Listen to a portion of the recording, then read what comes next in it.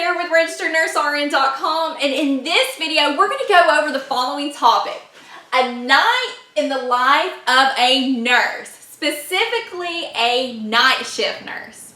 Now, many new grads start out working night shift. So in this video, I'm going to go over hour by hour from a 7P to 7A shift of what you may expect and how you should expect your day to run. Now, keep in mind while you're watching this video, this is for a nurse, a floor nurse who works in a hospital on like a med surg, a telemetry, or a progressive care floor. Now, if you're going to be starting nights in the ER, the ICU, or a different type of specialty, your night will probably run a little bit differently, but this video will help give you an understanding of what a nurse does. So first, let's talk about the benefits and the disadvantages of the night shift. Some advantages are, compared to day shift, you don't have a lot of doctors rounding, so it's not a lot of chaos going around you. Also, not a lot of management breathing down your neck, so it's a little bit more of a laid-back atmosphere compared to day shift. You have fewer admissions. If you have an empty room, you may get an admission, you may not.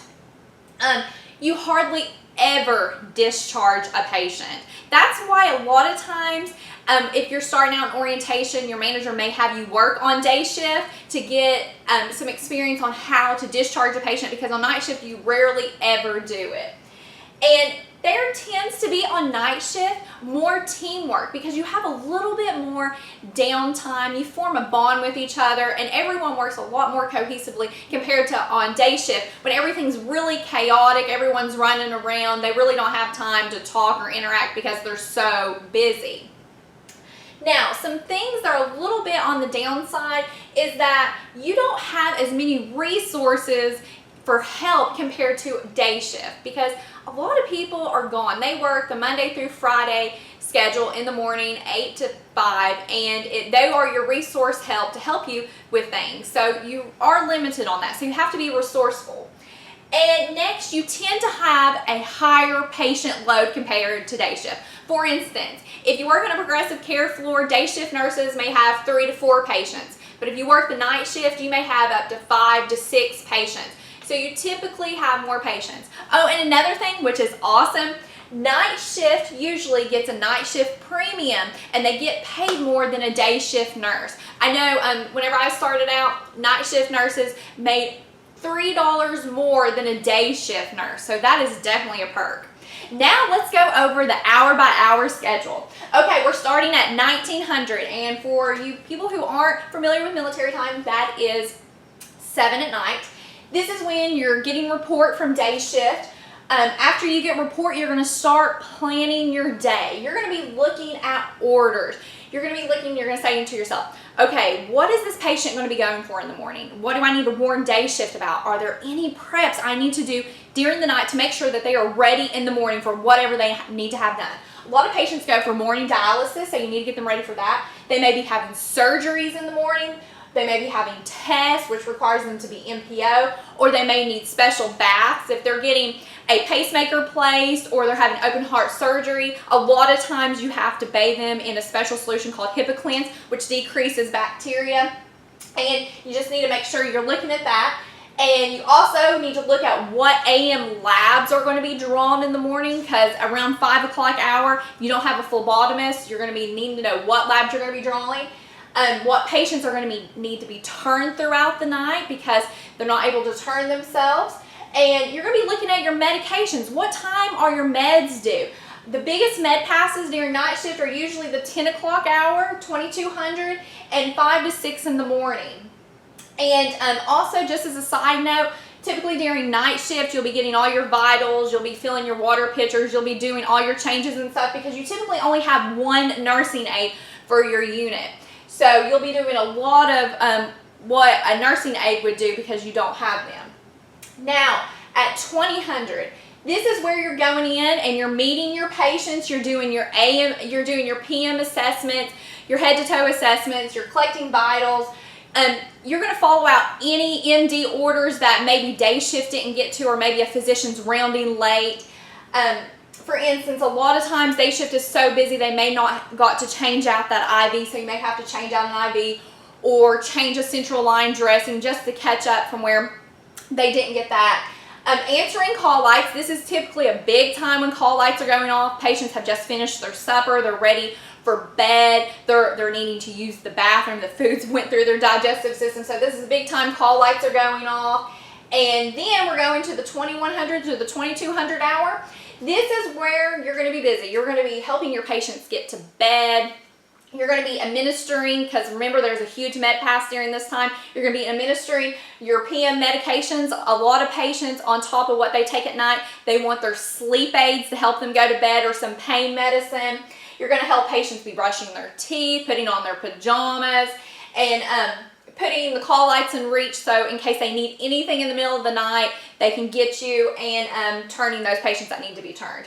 Then 2300, this is a little bit of time where you can actually sit down and go, and start charting. You're going to chart your assessment that you did earlier in the shift. You're going to be updating any care plans, any other paperwork you need to fill out.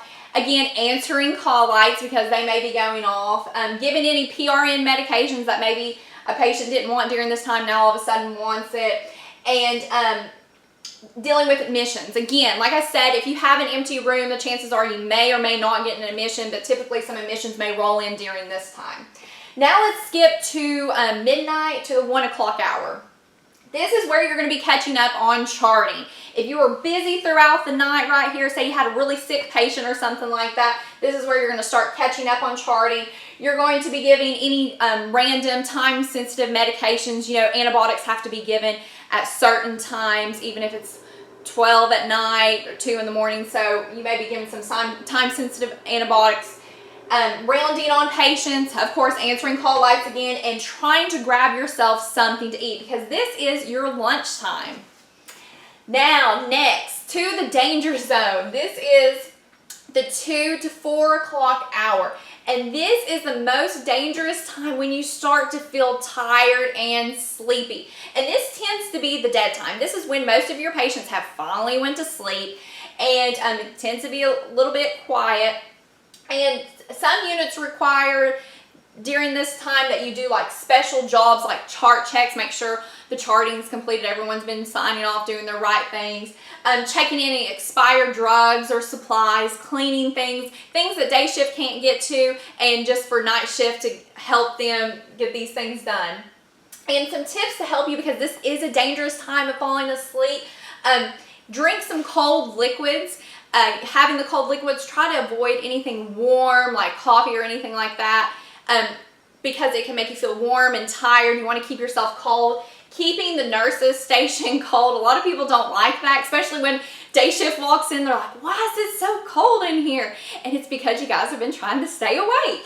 So keeping the nurses station cold helps. Avoid eating a large meal at lunch. Try to eat small little healthy snacks throughout the shift instead of just one big carb happy meal, because that makes you sleepy during this time. And avoid setting still. So if you find it sort of dead, try to catch up on maybe doing some chart checks, expired drugs, walking up and down the halls, rounding on patients, monitoring them, looking at them, because this is a time, like I said, you get sleepy. Now 5 o'clock. This is when a lot of patients start waking up, especially your older patients. They like to get up early. They'll be wanting to go to the bathroom, or they want their morning cup of coffee, or they want some pain medicine because they're a little stiff getting out of bed. Also, this is a time when your patients are getting, where you need to get them prepped for any AM tests they're going to have. If the cath lab's going to come get them, or surgery's going to come get them, you want to make sure you have your handoffs ready. Make sure all your I's are dotted and your T's are crossed, so they're ready to go. And a lot of dialysis patients are getting their early breakfasts and things like that. And also, this is the time when you're going to be drawing your AM labs. So if you work in a hospital that has a phlebotomist, they'll just come and draw your labs for you, but sometimes people don't have that luxury, so you'll have to draw your own labs. And if you have central lines, you'll have to draw them yourself. And this is the hour that you're getting everything wrapped up, because you know your shift's almost over. Then the 6 o'clock hour, this is where you're giving meds. Typically, there's 7 o'clock meds due, and it really depends on how you and day shift have communicated together. A lot of times, the night shift nurse will give the 7 o'clock med and cover maybe some insulin or something like that. So you'll just have to talk with them of how you guys want to do that. But typically you're giving meds. More patients are waking up. They're needing bathrooms. They're needing this. They're needing that. And you're getting ready for report. Now at 6:45, this is when day shift is there. You guys are together and you're giving your report and you're clocking out and you're ready to leave. So that is how a typical night shift 12-hour shift goes. I hope that helped. Now I've made a video on what to expect during a day shift, so be sure to check that out. And thank you so much for watching, and please subscribe to this YouTube channel.